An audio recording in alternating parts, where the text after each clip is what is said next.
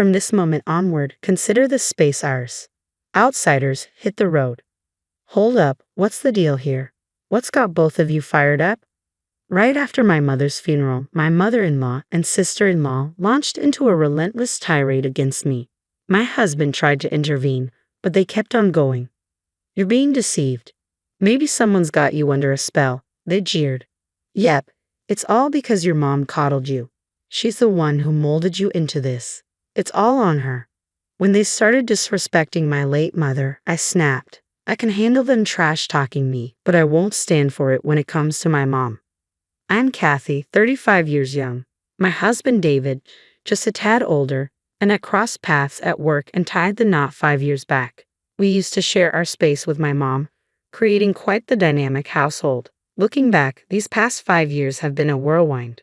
It all started at my dad's real estate firm half a decade ago. With a knack for understanding the ebb and flow of both people and money, I pursued economics in college and applied that know-how to my career. Yet, amidst my strides, there were whispers. Some attributed my success solely to my parentage, dubbing me the boss's daughter instead of acknowledging me by name. And then there was David, the golden boy of sales in the same company, drawing attention from all corners, leaving me on the receiving end of more than a few icy glares. Don't get me wrong, I'm not naive enough to claim all my achievements as solely my own. It's the collective effort of those around me. Still, it grated on me, being boxed in as just the boss's daughter. These trying times, my father passed away. With my brother stepping into the shoes as president, the disdainful glances directed at me only grew sharper. Must have botched something up if your brother's taking the reins now. Guess we'll just call you the president's sister, huh? Normally, I might have brushed it off, but in the wake of my father's funeral, those words cut deep. Mentally exhausted, I found myself grappling with a singular question. What do I truly desire? Even as I tried to soldier on, I felt a void, a lack of inspiration. And then, almost impulsively, I uttered those fateful words to my husband David. I want to be an investor. Instead of dismissing my seemingly outrageous aspiration, he stood by me, offering his unwavering support. When I confessed to my mom my desire to quit my job and delve into investing, her response stung. You should have pursued what you love from the start, without fretting over your father. Despite the rawness of my father's passing, her words felt like a wake-up call. Previously consumed by the negatives, her smile ignited a newfound resolve within me, one that cared little for the opinions of others. Amidst the chaos of funerals, estate settlements, relocations, and a whirlwind of tasks, I embarked on my journey as an investor. It wasn't all smooth sailing from the get-go, but with the unwavering support of my calm and cheerful husband and my mother's encouraging presence, I pressed on. With a combination of my savings and my father's inheritance, my investments began to bear fruit. Over the years, my income soared far beyond what I earned at my previous job, leading to a deeply fulfilling life. Yet amidst this joy, two shadows loomed large: my mother-in-law and sister-in-law, constant sources of concern. My sister-in-law, 3 years senior to my husband and 4 to me, remains unmarried. Since David and I decided to tie the knot, her demeanor suggested she wasn't exactly thrilled. Even my mother-in-law seemed to view me as nothing more than a privileged daddy's girl, despite my equal footing in the workforce.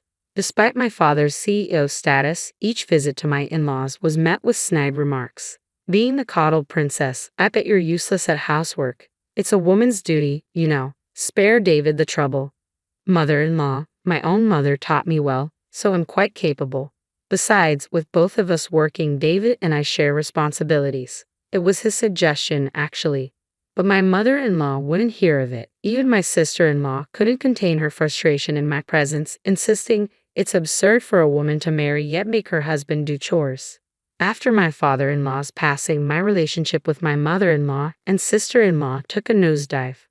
Must be nice, living off David's earnings and lazing about at home. I'm dealing with so much since my husband's gone. How come you get to live so carefree, Kathy?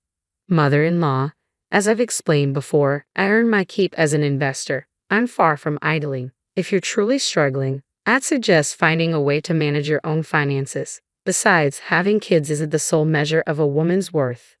With my father-in-law's demise, my mother-in-law's fixation on money intensified. She seemed resentful of my perceived ease, despite my commitment to my work as an investor. Yet I wasn't inclined to hand over any cash. Every visit to the in-laws revealed more lavish purchases, making it clear where any allowance would end up. I loved David, a man of unwavering trust, and I chose to shield him from the truth about his family.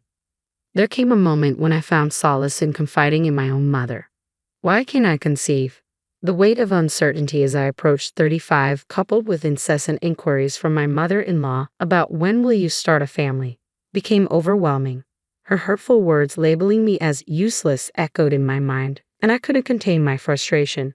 So I poured out my heart to my mother, seeking understanding. Well, I had you when I was 35, so there's no need to worry. Timing is in God's hands, dear. He'll guide us when the time is right. Her comforting words lifted a burden from my soul. From then on, even amidst my mother-in-law's persistent mentions of children, I found reassurance. Children, after all, are a precious blessing. After enduring 5 tumultuous years, a sense of calm finally settled in. Then, unexpectedly, my world was rocked once more by the sudden passing of my mother. Struck by a subarachnoid hemorrhage, she, my guiding light, slipped away, leaving me engulfed in sorrow. David, my steadfast companion through years of shared life, seemed equally shaken. Despite his kindness and support, the funeral arrived before we could fully grasp the void left by my mother's absence. As mourners gathered to bid farewell to my mother, a former executive at the company my brother now led, among them stood my mother-in-law and sister-in-law. It appeared they had chosen a moment when David was absent. "No need for you to be here, Dolan," my mother-in-law remarked curtly, offering no condolences. They proceeded to sign the register, leaving me stunned by their callousness. Yet upon David's return, their demeanor shifted instantly. "You might be struggling, but Kathy's shock is likely even greater. You need to be there for her," they'd insist, seemingly mindful of my emotions. Later, as exhaustion from the whirlwind of recent days weighed heavily on me, the doorbell pierced the quiet of our home. My husband, ever considerate, answered it, assuming my mother-in-law and sister-in-law had come to offer support. Without a moment's hesitation, he ushered them inside. As they entered the living room, their glances towards me twisted into unpleasant smirks, and then came words I never expected. "From today onwards, this is our domain. Outsiders need to leave, Mom," David exclaimed, his surprise evident. My mother-in-law's words poured forth unabated. "Until now, we've tolerated your presence because your mom was here, but now, only jobless Kathy remains. If you let yourself be leached by such a woman, you'll ruin yourself. We'll move in with you, so you need to divorce Kathy." "Mom, what are you saying? Especially now, and what do you mean by jobless?" "I've explained countless times that Kathy is an investor. When you say investor, it sounds like she has a real job, but let's be honest, isn't she just dabbling in stocks? How could such a woman be a wife? You could do so much better." "Wait a second, what's all this about bad-mouthing Kathy? What exactly are you two insinuating?" "Kathy earns her own keep. Don't belittle her efforts. You're the ones being misled. You've been under Kathy's mom's influence all this time. Haven't you been brainwashed?" "That's right. Kathy's turned out this way because her mom spoiled her. I can see why David defends her. It's her mom's fault for raising her like this." As my sister-in-law and mother-in-law continued their disparagement of my mom, my simmering anger finally boiled over. I could endure their insults directed at me, but I refused to tolerate any disrespect towards my mom. "Stop tarnishing the memory of my late mother," I seethed, glaring at them. Yet they both grinned smugly, showing no hint of remorse. Fine, we get it. You don't want us talking about your mom, huh? Now that the mom who always sided with you and allowed you to be a recluse is gone, it must be tough to face the truth." My fists clenched, trembling with suppressed rage. Taking a deep breath to rein in my emotions, I prepared to fire back, but before I could speak, it was David who stepped in. "That's enough, Mom. Stop speaking ill of Kathy," David interjected firmly, addressing both my mother-in-law and sister-in-law. "Kathy isn't a recluse. She's a legitimate investor. My mother-in-law and I have been supporting Kathy's endeavors from the start. If Kathy were just fooling around, neither of us would have stood for it." Even my mother-in-law, sister-in-law, and I couldn't conceal our surprise at David's uncharacteristically stern tone. My mother-in-law seemed taken aback, scrambling to offer excuses. "Don't be so upset. Nevertheless, Kathy's lifestyle thus far has been sustained by your income, hasn't it? You've provided her with a privileged life, even buying her this lavish condo." Poor David. If you move in with us, we'll take care of all the household chores. Just give us a small allowance. That's all we need. Isn't that right, Mom? My mother-in-law's words were cut short by David's flustered voice. This apartment belongs to Kathy. What?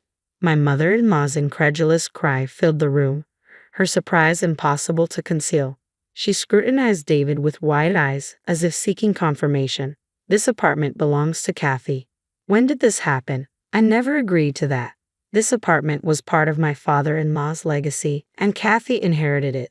That's why the title is in her name. Besides, we split the living expenses evenly. I don't understand what you're insinuating, but Kathy earns more than I do. Both my mother-in-law and sister-in-law were taken aback by David's revelation. It was understandable. They couldn't have fathomed that I earned more than him.